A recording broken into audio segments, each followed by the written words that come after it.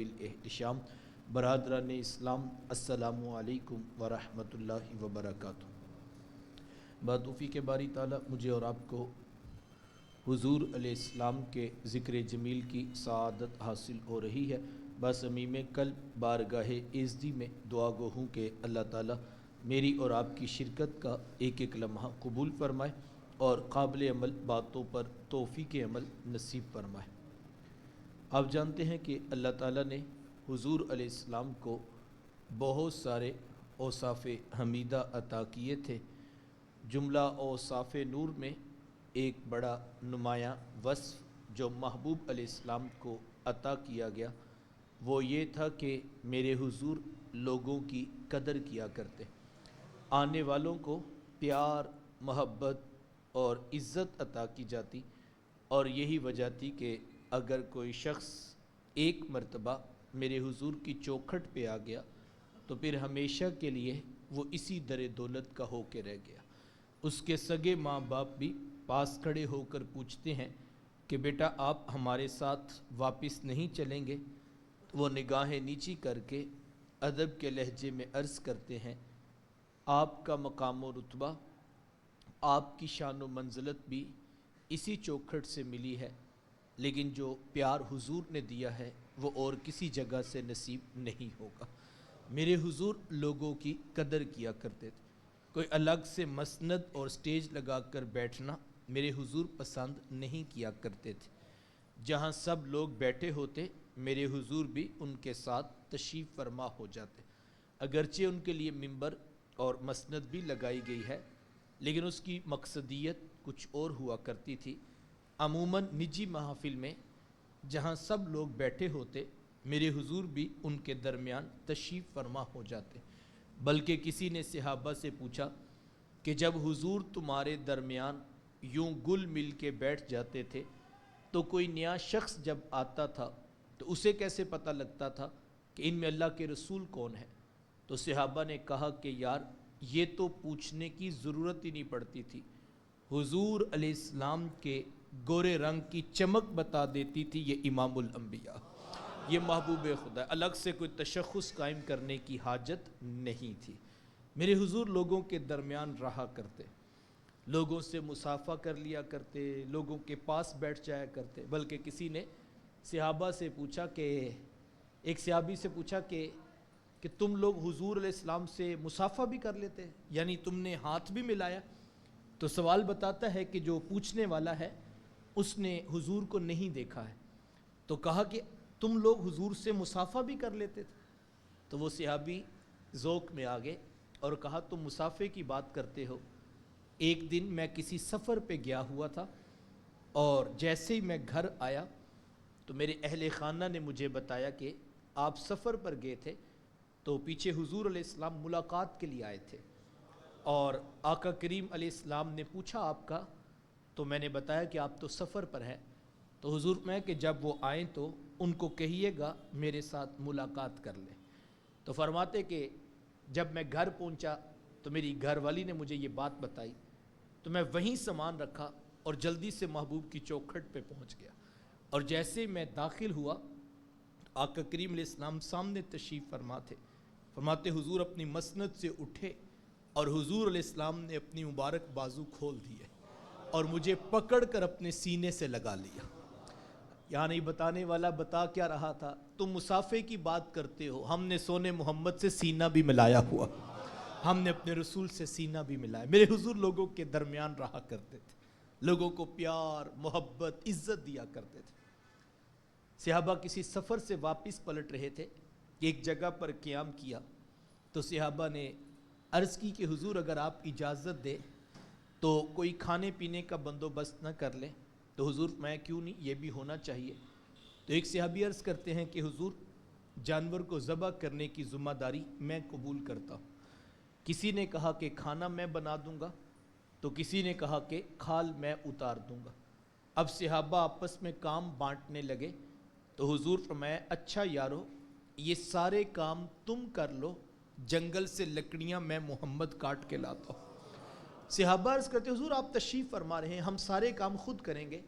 تو حضور فرماتے کہ بھائی مجھے تو یہ بات اچھی نہیں لگتی کہ میرے دوست کام کریں اور میں فارغ بیٹھا رہوں، پھر دو جہاں کے سردار آقا اٹھ کر تشریف لے جاتے ہیں اور جنگل میں جا کر اپنے نبوت والے ہاتھوں سے لکڑیاں کاٹ کر ان کا گٹھا باندھ کر اپنے سر انور پر رکھتے ہیں، اور جب واپس پلٹتے ہیں تو صحابہ اپنی آنکھوں سے دیکھتے ہیں کہ دو جہاں کے سردار آقا اپنے غلاموں کے پیار میں جنگل کی لکڑیاں بھی اٹھا کے لا رہے ہیں۔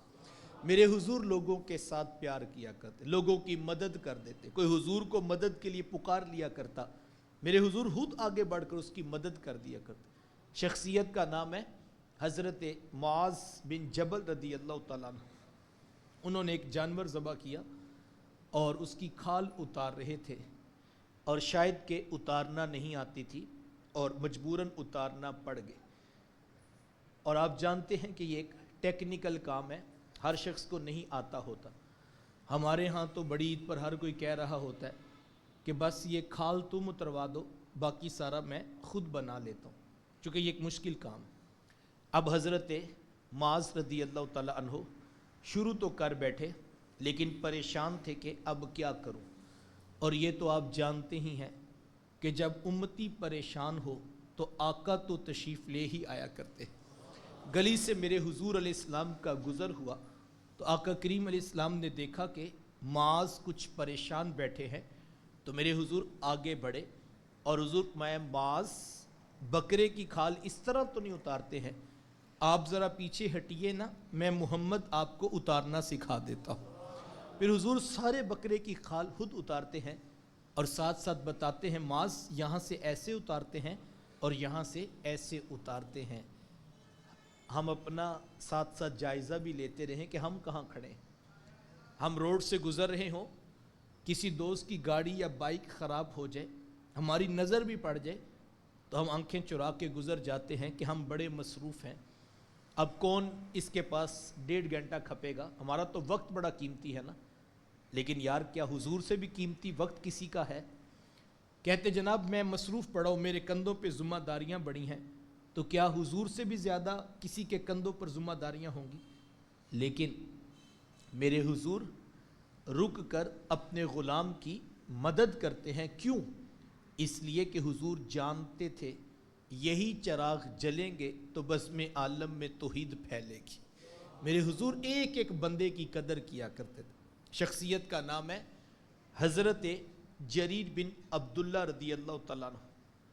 وہ فرماتے کہ میں حضور علیہ السلام کی مجلس میں حاضر ہوا تو کسی وجہ سے پہنچنے میں تاخیر ہو گئے۔ جیسے میں نے دروازہ کھولا تو پورا کمرہ کھچا کھچ لوگوں سے بھرا ہوا تھا اور ایک شخص کے بیٹھنے کی بھی گنجائش نہیں تھی۔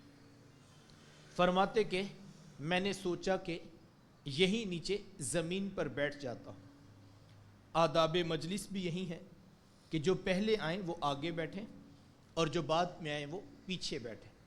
لوگوں کی گردنیں پھلانگ کر آگے آنے سے منع کیا گیا ہے، اور اس عنوان پر اتنی سخت روایت ہے کہ یہاں تک فرما دیا کہ جو شخص جمعہ کے دن لوگوں کی گردنیں پھلانگ کر مسجد میں آگے آیا، فرمایا گویا کہ اس نے جہنم کی طرف پل بنایا۔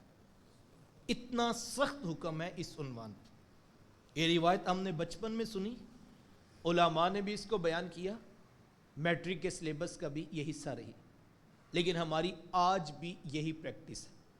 1:45 ہو گئے ہیں، پوری مسجد کھچا کھچ لوگوں سے بھری ہوئی ہے۔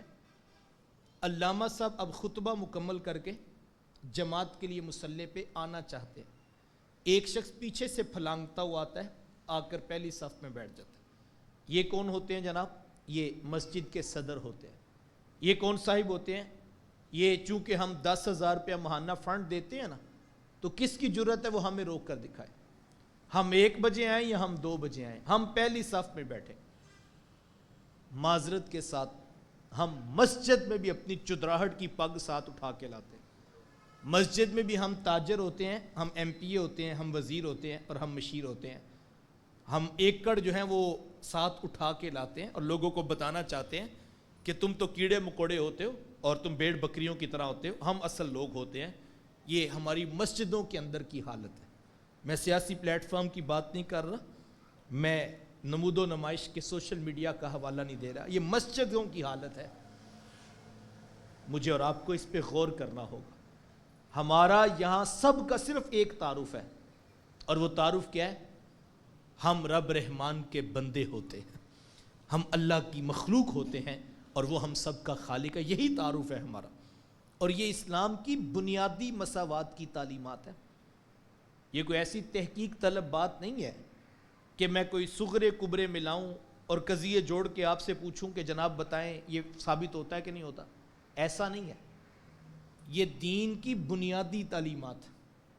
واضح خطبہ حجۃ الوداع کے موقع پر فرمایا، کسی کالے کو کسی گورے پر، کسی گورے کو کسی کالے پر، کسی عربی کو کسی اجمی پر، کسی اجمی کو کسی عربی پر کوئی فضیلت نہیں ہے۔ فضیلت کا ایک ہی معیار ہے، ان اکرمکم عند اللہ اتقاکم، اللہ کے ہاں وہی معتبر ہے جو تقوی والا ہے۔ اللہ تمہارے صورتوں کو نہیں دیکھتا، واضح حدیث موجود ہے، فرمایا وہ تمہاری صورتیں نہیں دیکھتا۔ ویسے دیکھے بھی کیوں؟ یہ صورتیں بنائی اس نے، تو کہا وہ تمہاری صورتیں نہیں دیکھتا بلکہ وہ تمہارے دلوں کو دیکھتا ہے۔ دل میں خشیت کس کے ہے، خوف کس کے اندر ہے؟ شخص کا نام ہے اسود، رنگ کا کالا اور ذات کا غلام، رنگت کی سیاہی اور ذات کی غلامی کی وجہ سے کوئی اسے پاس نہیں بٹھاتا۔ لوگ دور سے آتا دیکھ کر رخ بدل لیتے۔ ایک دن ٹوٹا دل لے کر در حبیب پر آن بیٹھا، اور آ کر میرے حضور سے پوچھتا ہے کہ حضور جی اگر اسود ایمان لے آئے تو اسود کو کیا ملے گا؟ میرے حضور چاہتے تو جہنم سے آزادی کی خبر بتا دیتے، میرے حضور چاہتے تو جنت کی خوشخبری سنا دیتے، لیکن بند سینوں کے درد جاننے والے رسول حضور جانتے تھے اسود کو نہ جنت کی خوشی ہے نہ جہنم سے آزادی کی خبر چاہیے، اسود تو کسی اور درد میں تڑپ رہا ہے۔ عرض کی حضور اگر اسود ایمان لے آئے تو اسود کو کیا ملے گا؟ میرے حضور مسکرا کے فرمایا جو ابو بکر و عمر کو ملا وہی اسود کو ملے گا۔ اگر ابو بکر پہلے آ جائیں تو وہ آگے بیٹھ جائیں، اسود پہلے آ جائیں تو وہ آگے بیٹھ جائیں۔ یہ وہ خوبصورت دین ہے جو اللہ کے رسول صلی اللہ علیہ وآلہ وسلم لے کر آئے۔ آپ تاریخ عرب اٹھائیں، وہ لوگ جو اسلام پر بہت سارے اعتراضات کرتے تھے، ان کا ایک سوال ان میں یہ بھی تھا، وہ کہتے تھے ہم بھی آپ کے پاس بیٹھتے ہیں، ہم بھی آپ کی بات سنتے ہیں، لیکن پہلے اپنے پاس سے بلال کو اٹھاؤ، یہاں سے سہیب کو پیچھے کرو۔ یہ کیا بات ہوئی؟ جس صف میں مکے کا غریب ترین شخص بیٹھا ہے اسی صف میں آ کے سردار بھی بیٹھ جائے، یہ بات ہماری سمجھ میں نہیں آتی۔ آپ ان کو الگ کریں، ہمیں الگ کریں، کوئی مسند کوئی مجلس لگائیں تو ہم آپ کی بات سن لیتے ہیں۔ ابھی حضور علیہ السلام نے بھی جواب دینا تھا کہ رب کا پیغام آ گیا۔ مطلب کیا تھا؟ محبوب کوئی آتا ہے تو آئے، کوئی نہیں آتا تو نہ آئے، بلال آپ کے نیڑے لگ کے ہی بیٹھے گا۔ بلال کو یہاں سے نہیں اٹھانا، سہیب کو یہاں سے دور نہیں کرنا۔ رنگ کے کالے ہو سکتے ہیں، غلام ہو سکتے ہیں، یہ غریب ہو سکتے ہیں، لیکن محبوب ان کے سینوں میں آپ کا پیار موجود ہے۔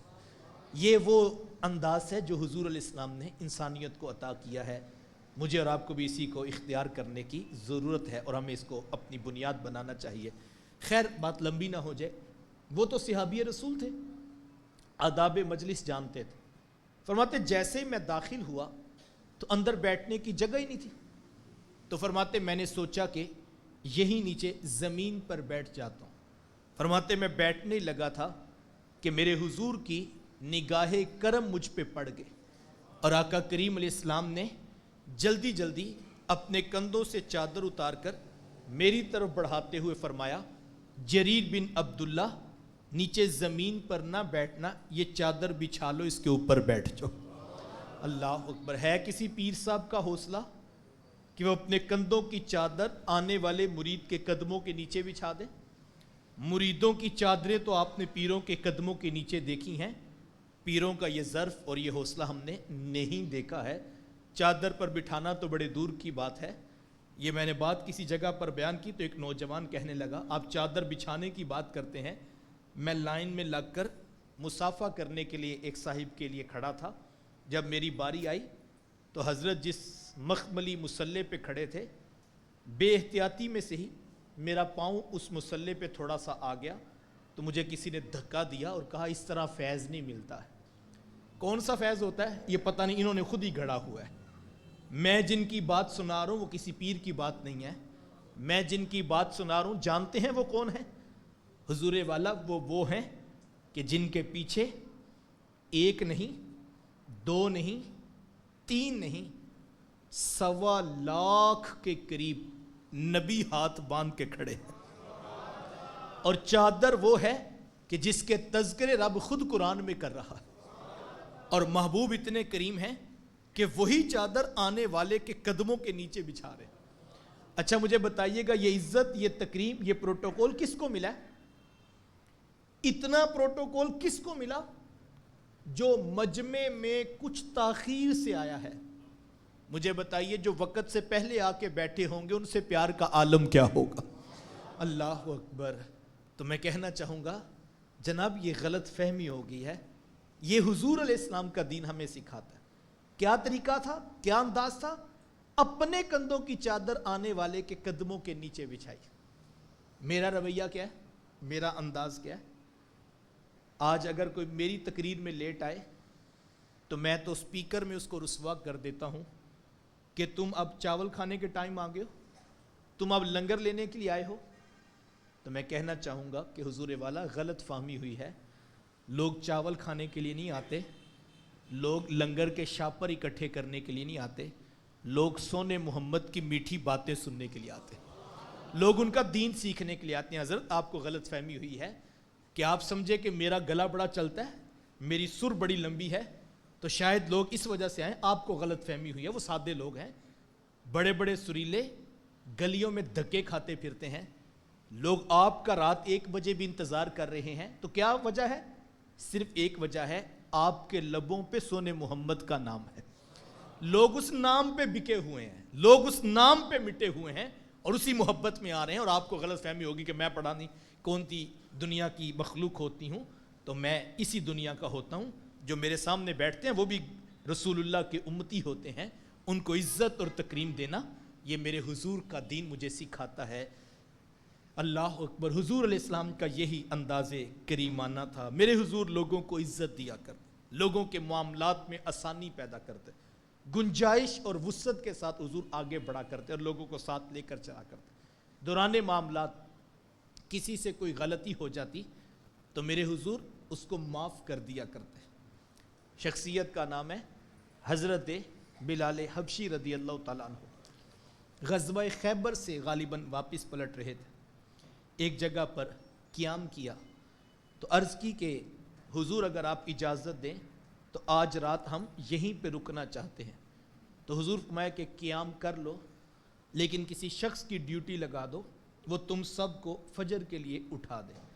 حضرت بلال حبشی رضی اللہ تعالی عنہ نے سوچا کہ میں یہ سعادت حاصل کرتا ہوں, اور عرض کی حضور میں سب کو اٹھانے کی ذمہ داری قبول کرتا ہوں. سب صحابہ مطمئن ہو کے لیٹ گئے کہ بلال صبح سب کو اٹھا دیں گے. اور آپ جانتے ہیں جب بندہ تھکا ہوتا ہے تو نیند خوب گہری آتی ہے, اور اگر کوئی اٹھانے کی بھی ذمہ داری لے لے تو انسان مطمئن بھی ہوتا ہے. اب ہر کوئی مطمئن تھا کہ بلال جاگ رہے ہیں اور اٹھا دیں گے. حضرت بلال حبشی رضی اللہ تعالی عنہ نے سوچا اگر میں بھی لیٹ گیا تو کہیں میری آنکھ نہ لگ جائے. چلو لیٹنا کیا ہے, محبوب کے قریب مصلی بچھا کے نفل ادا کرتے. ساری رات نفل پڑھنے میں گزر گئی. میں جب بھی یہاں تک بات سناتا ہوں تو میرے ذہن میں خیال آتا ہے کہ یار وہ کیسی خوبصورت رات ہوگی. سارے صحابہ سو رہے ہیں اور حضرت بلال نے حضور کے قریب مصلی بچھایا ہوا. کیسے نفل ہوں گے, کیا لطف ہوگا. یار ریاض الجنہ میں نفل پڑھے ہوں تو لطف بھولتا نہیں. صفے کے چبوترے پہ موقع ملا ہو تو بندہ ساری زندگی کیفیت بھولتا نہیں. ان کے قدمین شریفین والی سائیڈ پہ باہر اگر چھتڑیوں کے نیچے پڑے ہوں تو اس کی کیفیت الگ ہوتی ہے. لیکن کیا کیفیت ہوگی, سب سو رہے ہیں اور حضور بھی آرام کر رہے ہیں اور حضرت بلال نے قریب ہی مصلی بچھایا ہوا. میں کہتا ہوں ایک ہی پیکج میں کتنے لطف آ رہے ہیں. چوکیدارے کا ثواب بھی مل رہا ہے, رب کی عبادت بھی ہو رہی ہے, سونے محمد کی زیارت بھی ہو رہی ہے. ساری رات اسی کیفیت میں گزرے. 2 نفل پڑھتے ہوں گے, سلام پھیرتے ہوں گے, خیال آتا ہوگا ذرا سب کو دیکھ لیتا ہوں. تکبیر لگانے لگتے ہوں گے, خیال آتا ہوگا ایک بار محبوب کو بھی دیکھ لیتا ہوں. صحابہ کی نماز تو ایسے ہی تھی. ایک صحابی بڑے اہتمام سے آ کے پہلی صف میں نماز پڑھتے. تو کسی نے کہا کہ بڑے اہتمام سے آ کے پہلی صف میں نماز پڑھتے ہو, اس لیے کہ اس میں ثواب زیادہ ہے. اور آپ جانتے ہیں حدیث موجود ہے, فرمایا اگر تمہیں پتہ چل جائے کہ پہلی صف میں اجر و ثواب کتنا ہے تو تم آپس میں اختلاف کرو اور قرآن اندازی پہ مسئلہ حل ہو کہ جس کی پرچی نکلے گی وہ پہلی صف میں کھڑا ہوگا. اس قدر ثواب اور اجر پہلی صف میں رکھا گیا. تو کہا اسی لیے نا کہ ثواب زیادہ ہوتا ہے. تو صحابی نے جواب بڑا خوبصورت دیا, کہا ثواب تو ہوتا ہی ہوتا ہے, لیکن میں پہلی صف میں اس لیے اہتمام سے کھڑا ہوتا تھا کہ میں نماز بھی پڑھتا رہتا تھا, چوری چوری رخ محبوب کی زیارت بھی کرتا رہتا تھا. ہمیں تو یہی نماز صحابہ کی نظر آتی ہے. بلکہ کسی نے صحابہ سے پوچھا کہ فجر, مغرب اور عشاء ان 3 جہری نمازوں میں تو حضور اونچی قرات کرتے ہی تھے, کیا ظہر اور عصر میں بھی حضور قرات کرتے تھے؟ چونکہ آواز تو نہیں آتی تھی, تو یہ بھی تو ہو سکتا ہے, ایک آپشن یہ بھی تو ہے کہ حضور بھی قرات نہ کرتے ہوں. تو صحابہ نے پورے اعتماد سے کہا نہیں, حضور علیہ السلام قرات کرتے تھے. تو کہا تمہیں کیسے پتا, تم تو پیچھے ہوتے تھے. تو انہوں نے کہا باضطراب لحیتہ, ہم نے حضور کی مبارک داڑھی کو ہلتے ہوئے دیکھا ہے. اللہ ہو, پیچھے کھڑے ہوں تو پتہ تو نہیں لگتا آگے امام کیا کر رہا ہے, لیکن جو دائیں بائیں والے ہیں پتہ یہ چلتا ہے ان کی نظریں رخ محبوب پہ تھی. پتہ نہیں وہ کون سی نماز ہے جس میں خیال آتے ٹوٹ جاتی ہے اور نہ جانے کیا کچھ ہو جاتا ہے. وہ کسی نے اندھیرے میں پڑھی ہوگی یا اندھیرے میں لکھی ہوگی, ہمیں تو نہیں ملی کہیں پر بھی. ہمیں تو یہی نماز ہمارے اسلاف نے بتائی ہے کہ نماز بھی چل رہی ہے, محبوب کی زیارت بھی چل رہی ہے. اللہ اکبر. امام غزالی نے تو کہا جب تشہد میں آتے ہو تو یوں ہی السلام علیکہ ایھا النبی پڑھ کے گزر نہ جاؤ. جب تشہد بیٹھ جاتے ہو تو پہلے اچھی طرح پوری توجہ کے ساتھ یار کا نقشہ دل میں جگا لو اور پھر پلکیں جھکا کے کہو السلام علیکہ ایھا النبی, اے نبی تجھ پہ سلامتیاں ہوں, اے پیغمبر تجھے تیری بارگاہ میں سلام پیش کرتے ہیں. خیر حضرت بلال ساری رات نفل پڑھتے رہے. جب صبح کا سویرا طلوع ہونے کے قریب تھا تو چونکہ یہ بھی تھکے ہوئے تھے تو پیچھے ایک اونٹ بیٹھا تھا.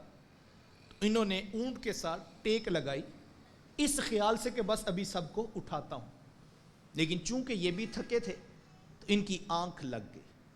آنکھ لگی تو گہری نیند میں چلے گئے. صبح کا سویرا طلوع ہوا تو صحابہ بیدار ہوئے تو سخت پریشان تھے کہ فجر کی نماز میں تاخیر ہو گئے. دل دھڑک رہے ہیں, طبیعتیں اداس ہیں. اس پریشانی کو وہ شخص ہی محسوس کر سکتا ہے جو فجر با جماعت پڑھنے کا مزاج رکھتا ہے. اگر کبھی فجر کی نماز جماعت سے رہ جائے تو دل کتنا بے چین ہوتا ہے, یہ وہ شخص بخوبی جانتا ہے جو فجر جماعت سے پڑھتا ہے. اور جو 10 بجے اٹھتا ہے تو کہتا ہے شکر ہے 11 بجے پہلا پیریڈ ہونا ہے تو ابھی بڑا ٹائم پڑا ہے. اس بیچارے کو کیا پتہ یہ کون سی دنیا. جو یہ کیا سمجھتا ہے 12 بجے دکان کھولنی ہے, ابھی 2 گھنٹے پہلے ہی آنکھ کھل کے شکر ہے, وہ اس بات پہ شکر کر رہا ہے. فجر کیا ہوتی ہے اس کو پتہ ہی کوئی نہیں. ہم عجیب لوگ ہیں. ہم ٹینشن کیا سمجھتے ہیں, پریشانی کیا سمجھتے ہیں, سیل کم ہو جائے, یو پی ایس نہیں لگا, سولر نہیں لگا, یہ ہماری ٹینشنیں ہیں. وہاں پریشانی کیا ہے, آج فجر تاخیر ہو گئی. پریشانی کی فرق ہے نا. کاش کہ ہمیں بھی یہ پریشانیاں نصیب ہو جائیں, کبھی سجدہ قضا ہو جائے, کبھی جماعت لیٹ ہو جائے تو ہم بھی سوچیں کہ یار یہ آج کیا بنا. بڑے لوگوں کی باتیں ہوتی ہیں. ہمارے ایک دوست 5 وقت میں نے ان کو نماز تکبیر اولیٰ کے ساتھ پڑھتے دیکھا. بزرگ آدمی ہیں. ایک بار میری ان سے ملاقات ہوئی تو بڑے خوش تھے. تو میں نے کہا آج بڑے خوش نظر آ رہے ہیں. تو کہنے لگے عبداللہ بھائی اللہ نے میرا کاروبار ڈبل کر دیا. تو مجھے بھی بڑی خوشی ہوئی, میں نے مبارکباد دی. کہتے پہلے میں 3 چھوٹی کمپنیوں کے ساتھ کام کرتا تھا اور جتنا کام ان 3 کمپنیوں کا ہے اللہ نے ایک بڑی کمپنی کے ساتھ اتنا کام کرنے کا موقع دیا. تو ہم نے بھی مبارکباد دی, رزق حلال ہے, اللہ کی نعمت. 2 3 4 ماہ بعد میری دوبارہ جب ملاقات ہوئی تو میرے ذہن میں پچھلی ملاقات تھی تو میں نے کہا کہ وہ کیا بنا؟ بڑی کمپنی کا کام ماشاءاللہ ٹھیک چل رہا ہے. وہ کہتے میں نے چھوڑ دیا. تو میں نے کہا آپ تو بڑے خوش تھے کہ کام ڈبل ہو گیا. کہتے ہاں کام تو اچھا تھا, پرافٹ بھی خوب بچتا تھا, لیکن آپ تو جانتے ہیں کہ میں پہلی صف میں تکبیر اولیٰ کے ساتھ نماز پڑھتا ہوں, لیکن جب لڑکے بڑھائے, 2-3 گاڑیاں بھی ڈالی, ٹیم بھی بڑی کی, تو 2-3-4 ماہ میں نے بڑی کوشش کی کہ دونوں چیزیں مینیج ہو جائیں, لیکن کبھی 1 رکعت رہ جاتی, کبھی 2 رہ جاتی, کبھی جماعت رہ جاتی. 2-3 ماہ بعد میں نے فیصلہ کر لیا کمپنیاں 3 چھوٹی ہی ٹھیک ہیں, نماز پہلی صف میں پڑھوں گا. یہ اللہ کی توفیق ہوتی ہے, ورنہ تو کہتے ہیں رات کو, اب آج کل لوگ پوچھتے ہیں 2 اکٹھی کر کے پڑھ لیں, یعنی آج کل یہ بھی چل رہا ہے 2 اکٹھی کر کے پڑھ لیں, بہت ایمرجنسی ہے ہمارے پاس. میں نے کہا اتنا احسان کیوں کرنا اللہ پہ آپ نے, یعنی اتنی پریشانی کیا, 2 اکٹھی کر کے پڑھنی ہے؟ کرنا کیا ہے؟ رب سے ملاقات کرنی ہے. کرنا کیا ہے؟ جس نے پیدا کیا اس کو ملنے جانا ہے. وہ کہتا دن میں 5 مرتبہ تو ملنے آیا کرو, ملاقات تو کیا کرو. کبھی ایسا ہوا ہے, وہ کہتا ہے اقیم الصلاۃ لذکری, مجھے یاد کرنے کا دل کرے نا تو نماز میں آ جایا کرو. وہ کہتا ہے مجھے یاد. کبھی ایسا ہوا ہے کہ بڑی بہن بیٹھ کے ابا جی کی یادیں لے کے بیٹھی ہو, اور کہ ابا جی کے ساتھ بڑا پیار تھا, اس کی ابا جی کی یادوں کی کہانی سنا رہی ہو, تو کوئی بھائی کہ ذرا جلدی کرو, ٹائم نہیں ہے, ختم کرو بات. ایسے تو نہیں ہوتا. اس کا مطلب یاد لگی نہیں ہے. اگر دل میں یاد ہو تو دل کرتا ہے یار سے ملاقات کر کے آتا ہوں. تو کاش کہ ہم اس نماز کو سمجھتے تو. خیر پریشانی اپنی اپنی. میں نے کہا اللہ سے یہ والی پریشانی مانگا کرو کہ اگر دل محسوس نہیں کرتا, شوگر اوپر نیچے ہو جائے دل محسوس کرتا ہے, بلڈ پریشر اوپر نیچے ہو جائے, سیل تھوڑی سی اوپر نیچے ہو جائے تو ٹینشن بنتی ہے. نمازیں پڑھی کوئی نہیں, سجدہ میسر ہی کوئی نہیں, ٹینشن کوئی نہیں. یہ بڑی ٹینشن ہے صاحب, اور اگر آج یہ ٹینشن نہیں لے گو کل بڑی ٹینشن بننے والی ہے. تو تھوڑا اس پہ غور ضرور کیجئے گا. ہم نے یہی سمجھا یو پی ایس بن گیا, محلے سے سوسائٹی میں شفٹ ہو گئے, گاڑیاں بڑی ہو گئی, گھر بڑے ہو گئے, بچیوں کو جہیز کے ٹرک دے دیے, اللہ کا بڑا کرم ہے, ماشاءاللہ ماشاءاللہ. ہم اسی کو کرم سمجھتے ہیں. سجدہ میسر ہی کوئی نہیں, ملاقات رب سے کبھی ہوئی کوئی نہیں, دل یاد الہی سے غافل ہے. کیا زندگی ہے, اصل ٹینشن یہ ہے صاحب. خیر وہ تو صحابہ رسول کی نماز تھی. دل پریشان, طبیعت اوداس. اتنے میں کوئی شخص آیا اور آ کر کہا بلال, اللہ کے رسول آپ کو بلا رہے. حاضر خدمت ہوئے تو حضور علیہ السلام نے پوچھا کہ بلال یہ کیا بات ہوئی, آپ نے کسی کو بھی نماز کے لیے نہیں اٹھایا؟ تو حضرت بلال حبشی رضی اللہ تعالیٰ عنہ نگاہیں نیچی کر کے عرض کرتے ہیں کہ حضور جی, جس رب نے آپ کو سلا دیا اس نے بلال کو بھی سلا دیا. میرے حضور غصہ نہیں کرتے, جھڑکی نہیں دیتے, برا بلا نہیں کہتے, بلکہ حضور مسکراتے ہیں اور حضور فرماتے بلال پھر اٹھیے نا, آپ ہی اذان دیجئے, ہم نماز ادا کرتے. کیسی خوبصورت زندگی ہے. 2 لمحے کے لیے ہم اپنا بھی جائزہ لے سکتے ہیں. اگر کبھی مسجد میں نماز 1 یا 2 منٹ یا اذان 1-2 منٹ اوپر نیچے ہو جائے تو ہمارا رویہ کیا ہوتا ہے؟ میں نہیں کہتا کہ اذان لیٹ ہونی چاہیے, میں نہیں کہتا جماعت لیٹ, وقت پر ہونی چاہیے, بلکہ میرے استاذ مکرم تو جب کسی کو اس ذمہ داری کے لیے بھیجتے تو ساتھ فرماتے کہ بیٹا اگر ایک تاجر 10 منٹ پہلے بڑے بازار سے دکان بند کر کے وقت سے پہلے آ کے سنتیں ادا کر کے پہلی صف میں بیٹھ سکتا ہے, تو بیٹا آپ کے منصب کی ذمہ داری ہے, آپ کو کم از کم اتنی جلدی ضرور آ جانا چاہیے کہ لوگوں کو پیچھے پلٹ کر پتہ نہ کرنا پڑے. تو اذان بھی وقت پر ہونی چاہیے, جماعت بھی وقت پر ہی ہونی چاہیے. لیکن حضور والا جس شخص نے اپنے آپ کو اس ذمہ داری کے لیے پیش کیا ہے, آخر وہ بھی انسان ہی ہے, کبھی آنکھ لگ ہی جاتی ہے, کبھی بندہ تھکا ہی ہوتا ہے. کیا اس وقت ہم بھی اتنی گنجائش رکھتے ہیں کہ ہم مسکرا کے کہیں کہ لگتا ہے آج کوئی پریشانی بنی ہے, چلو ہم ہی میں سے کوئی بندہ سعادت امامت حاصل کر لیتا ہے اور آج مسلمانوں کا امام وہ بن جاتا ہے, لیکن شاید ابھی ہم نے اتنا سفر نہیں کیا ہے. میری آخری بات اور میں اجازت چاہوں گا. صحابی کا نام ہے حضرت معاویہ بن حکم رضی اللہ تعالیٰ عنہ.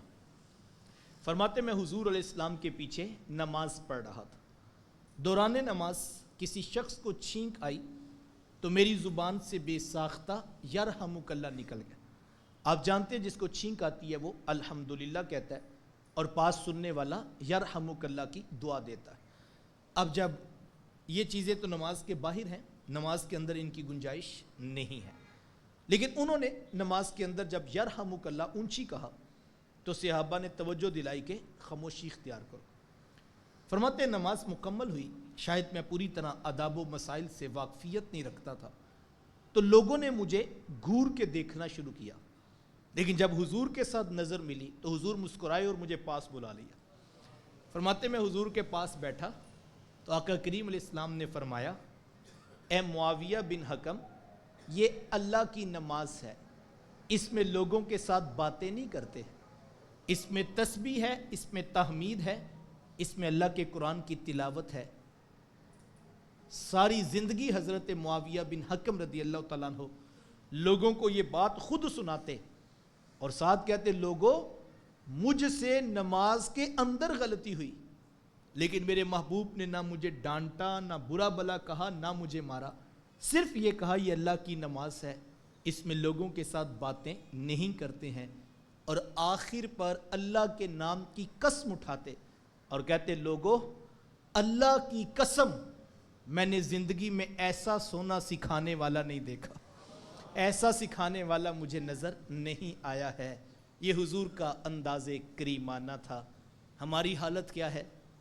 یہ بھی گزشتہ ماہ میں نے کسی جگہ پہ درس دیا تو مغرب کے بعد اسی طرح ہال میں درس تھا تو عشاء کی نماز، گرمی کی شدت تھی تو دوستوں نے کہا کہ باہر اہتمام کیا گیا، تو ہم نماز پڑھ رہے تھے تو اندر والا ہال خالی ہو گیا، تو چھوٹے چھوٹے بچے جو محفل سننے کے لیے آئے تھے ان کا بھی ضبط کا پیمانہ ختم ہوا اور ان کو موقع ملا، ہال کھلا تھا تو وہ اندر شاید دوڑ لگاتے رہے یا کیا کرتے رہے، ہماری توجہ تو نہ گئی۔ لیکن جیسے نماز مکمل ہوئی تو قاری صاحب نے سلام پھیرتے ہی نہ کوئی تسبیح نہ کوئی استغفار کا کلمہ، کالر مائک انہوں نے لگایا تھا، اونچی آواز میں آواز آئی، جیسے سلام پھیرا تو آواز آئی، اینا ساریاں نو باہر کڈ دیو، ساریاں دی نماز خراب کر دیتی۔ تو میں نے اس وقت کہا، حضور والا 2 لمحے سوچ لیجئے، اج کڈنے بہت سوکھے کل لیانے بہت اوکھے۔ کل یہ گلہ نہ کیجیے گا، آتے نہیں ہیں، جو آئے ہیں ان کی قدر کر لیجئے، آج نکالتے وقت خیال کر لیجئے۔ میں نہیں کہتا بچوں کو نہ سمجھائیں، ضرور سمجھائیں، لیکن ماں کے پیٹ سے کوئی بھی سیکھ کے نہیں آتا، ذرا کمپیریزن بھی کیا جا سکتا، ویسے بنتا نہیں، ان کی کرم نمازیاں تو ان کی کرم نمازیاں، وہاں کیا ہے؟ صحابی رسول ہیں، نماز کس کی ہے؟ نبیوں کے امام کی امامت، مسجد کن کی ہے؟ مسجد نبوی، اور غلطی کس سے ہوئی؟ ایک بڑے شخص سے۔ کب ہوئی ہے؟ نماز کے اندر۔ اور یہاں پر کیا؟ چھوٹے بچے جن پہ شریعت کا بھی کوئی حکم لگتا نہیں، اللہ کے گھر میں آئے ہیں۔ یہ حدیث ہم بیان کرتے ہیں نا کہ حضور منبر پر تشریف فرما تھے، خطبہ چل رہا تھا، حسنین کریمین رضی اللہ تعالی عنہما چھوٹی عمر دوڑتے ہوئے مسجد میں داخل ہوئے، کبھی گرتے ہیں تو کبھی اٹھتے ہیں، میرے حضور سے بچے گرتے دیکھے نہ گئے، میرے حضور منبر چھوڑ کے جا کے ان کو اٹھا لیا۔ صحابہ فرماتے ہیں ہم حضور علیہ السلام کے پیچھے نماز پڑھ رہے تھے، اتنا خوبصورت حضور کا لہجہ تھا، اللہ، اور ہوتا بھی کیوں نہ، وہ نبیوں کے امام ہیں، محبوب خدا۔ اچھی قرات والا اگر مغرب کی نماز پڑھا رہا ہو تو اس کا لطف بڑا ہوتا ہے۔ یہ لوگ عمرہ کرنے جاتے ہیں تو ایک حافظ صاحب مجھے آ کے ایک سناتے بات، کہتے ہر عبادت کا اپنا مزہ، وہاں کی تو ہوائیں انسان کو اپنے اندر ایک روحانیت اترتا ہوا محسوس کرتا ہے انسان، کہتے لیکن جو مغرب کی نماز ہوتی تھی نا، تو کہتے میں چونکہ حافظ قرآن تھا تو جب قاری صاحب کی آواز آتی اور جیسے ولد ضالین وہ کرتے تو میرا دل کرتا تھا کہ اب قاری صاحب کوئی لمبی سورت شروع کریں، تو جب کبھی عبداللہ بھائی انہوں نے چھوٹی سورت شروع کرنی نا تو میرا دل بوجھ جانا کہ یہ تو 4 آیتیں پڑھیں گے اور رکوع میں چلے جائیں گے، کاش یہ لمبی سورت پڑھتے۔ یار 14 صدیوں کے بعد ان کی مسجد میں کوئی عربی و نسل کاری پڑھائے تو پیچھے والوں کا ترجمہ معنی نہ بھی آتا ہو تو دل کرتا ہے کوئی لمبی سورت پڑھے، تو جب حضور پڑھاتے ہوں گے پھر دل کیا کرتا ہوگا، اللہ اکبر۔ تو صحابہ مت لطف پڑھا آ رہا تھا اور دل کرتا تھا قرات لمبی ہوتی جائے، لیکن آقا کریم علیہ السلام نے مختصر قرات کی اور نماز مکمل کر دی۔ تو ہم سے بھی رہا نہ گیا تو ہم نے پوچھ لیا ہے بندہ نماز، بڑا لطف آ رہا تھا نماز میں لیکن آپ نے اچانک قرات کو مختصر کر دیا، تو حضور فرمایا کہ میرا جی بھی کر رہا تھا کہ میں قرات لمبی کروں، لیکن مجھے کسی بچے کے رونے کی آواز آ گئی اور میں نے جلدی جلدی نماز کو مکمل کر دیا تاکہ ماں کا دل بے چین ہے، ماں جلدی سے اپنے بچے کو اٹھا لے۔ یہ حضور کا دین ہے صاحبو، گنجائش پیدا کیجئے، محبت پیدا کیجئے، الفت پیدا کیجئے، سلو کر لینے کا حوصلہ، معاف کر دینے کی عادت، جوڑنے کا مزاج پیدا کیجئے۔ بصمیم قلب بارگاہ عزتی میں دعا گو ہوں، اللہ مجھے آپ کو توفیقات عمل نصیب فرمائے۔ میں اپنے منتظمین دوستوں کا، علامہ صاحبان کا اور شرکائے مجلس کا شکریہ ادا کرتا ہوں جنہوں نے اس وقت میں بھی اتنے لوگوں کو دعوت دے کر جمع کیا۔ اللہ سب کو جزائے جزیل عطا فرمائے۔ دو دعوتیں پیش کر کے میں آپ سے اجازت چاہوں گا۔ ایک تو آپ کے علم میں ہے کہ انشاءاللہ العزیز 2 نومبر بروز اتوار صبح 10 بجے تا نماز عصر تک مرکز مصطفیٰ گجرانوالہ میں ہمارا سالانہ مصطفی اجتماع منعقد ہو رہا ہے، جس میں خصوصی خطاب میرے استاذ المکرم علامہ مولانا محمد پیرزادہ رضا ثاقب مصطفی صاحب ارشاد فرمائیں گے۔ میں آپ سب دوستوں کو دعوت پیش کرتا ہوں بحمدہ تعالی۔ پوری لاہور ڈویژن میں قصور، کھڈیاں، پتوکی سے لے کے شادرہ، راوی ریان اور مرید کے تک ہمارے دوستوں نے فری ٹرانسپورٹ کا بندوبست کیا ہے۔ اگر آپ ایک نمبر نوٹ کر لیں گے تو اس کا فائدہ یہ ہوگا کہ آپ کو ہمارے دوست رابطہ کر کے اپنا نام لکھوا دیں گے، تو اصل بسوں کے قافلے جب بن رہے ہوتے ہیں تو اس کو نظم و ضبط میں لے کر چلنا تھوڑا سا مشکل ہو جاتا ہے۔ ہمارے عابد بھائی، آپ ان کا نمبر نوٹ کر لیں گے تو جو دوست جانا چاہتے ہیں وہ بر وقت اطلاع کر دیں گے، تو اس سے مینیج کرنا آسان ہو جاتا ہے۔ آپ نمبر نوٹ کیجئے گا 0307 56 52 784 0307 5652 784 0307 56 52 784۔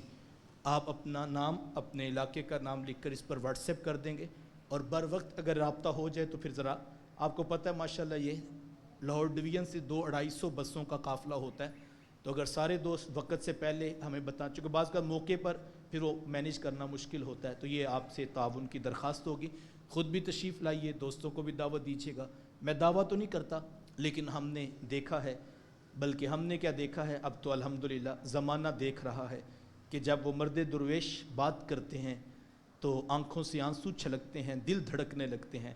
سینکڑوں نہیں، ہزاروں نہیں، لاکھوں لوگوں کو پیغام پہنچ رہا ہے، اور اللہ اس آواز کو تا صبح قیامت انسانیت کی ہدایت کے لیے قبول فرمائے۔ جو بھٹکے ہوں کو راہ دین کا سفر کروانے کے لیے مسلسل 33 سال سے میرے شیخ میدان عمل، ابھی بھی الحمدللہ 80 دنوں کا شیڈول ان کا بنا ہوا ہے، اور وہ مسلسل جو ہے وہ 80 دنوں پورے پاکستان میں دروس قرآن مجید کے لیے پہنچ رہے ہیں۔ میں آپ کو بھی دعوت پیش کرتا ہوں، اور ہم نے دوسرا یہ کیا ہے کہ یہ ماہانہ درس قرآن مجید کا لاہور سے میں خود حاضر خدمت ہوا کروں گا۔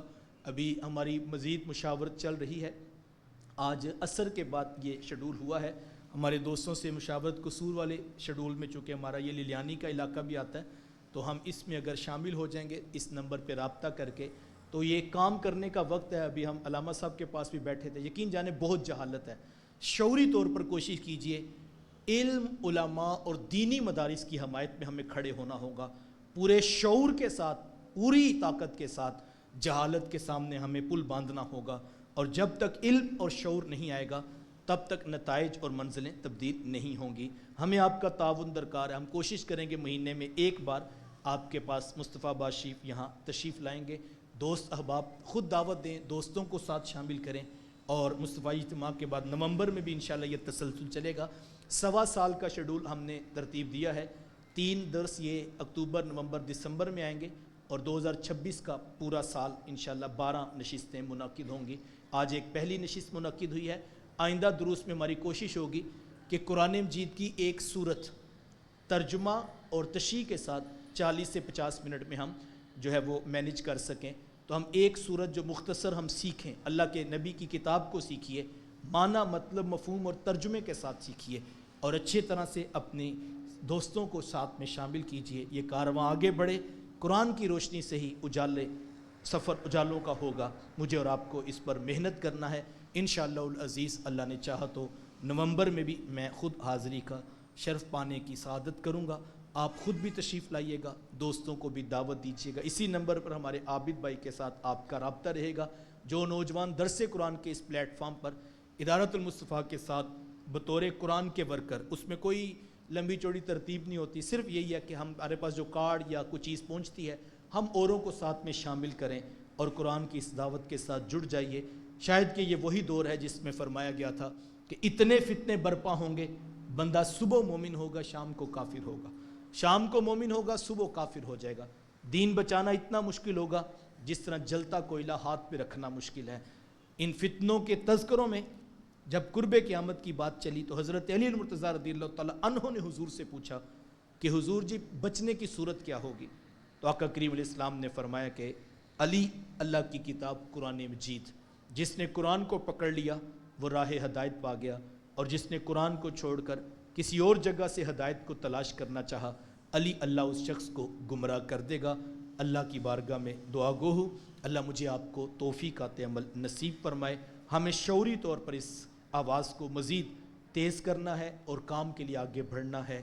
میں بار دیگر آپ سب دوستوں کا شکریہ ادا کرتا ہوں۔ ہم وقت کی خاص پابندی کا مزاج انشاءاللہ مزید بہتر کریں گے تاکہ آنے والے وقت میں لوگوں کے وقت کی بھی قدر کی جا سکے۔ وآخر دعوانا اللہم صلی علی سیدنا و مولانا محمد مبارک وسلم۔ میرے مالک اٹھے ہاتھ پھیلی جولیاں رحمتوں سے بھر دے۔ اتنے لوگ اپنا قیمتی وقت نکال کر تیری توفیق سے جمع ہوئے، سب کا آنا قبول فرمانا۔